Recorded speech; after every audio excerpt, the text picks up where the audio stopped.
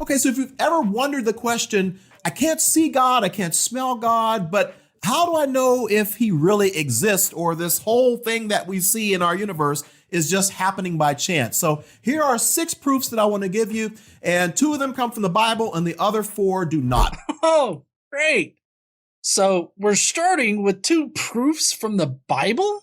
The Bible can't be used as a proof for God because 1, the Bible is a claim to a specific God, and 2, any argument using the Bible is pretty much just for the Bible tells me so. Nothing in the Bible is substantiated with evidence. It's just ad hoc speculation with a little bit of historical information in order to justify the God of Abraham. This book simply can't be used as evidence of anything other than what this one group believed. But okay, let's hear your first 2 biblical proofs for God. The first proof is what we'll call an internal witness. Now, this is the idea that deep down inside of every single human being, there is this deep internal sense that there must be a God who exists. Okay, I've cut a lot of stuff out here because Allen goes on to provide biblical references as well as a diatribe on how atheists really know that God exists, but they suppress that knowledge. He speculates that atheists are either lying to themselves or just lying in general. His only solution to this is telling people what they think, thereby denying them what they really think.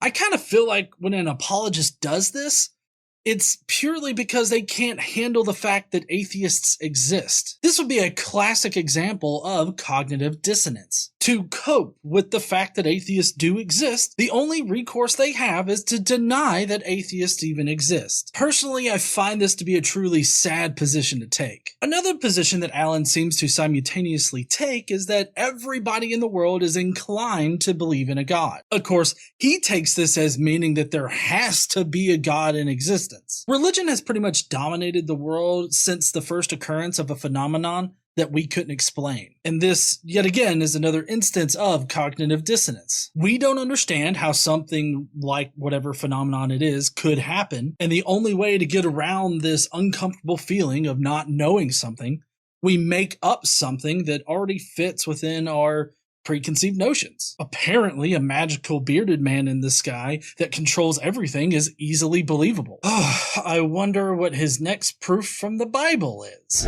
So the second proof we'll call the external witness. And this is the idea that not only has God placed it in the heart of every person, deep down intrinsically, that they know that there has to be a God somewhere out there, but now God has left enough proof externally, specifically in nature, to be able to look around and anyone. Look at the trees! This is by far the worst argument ever.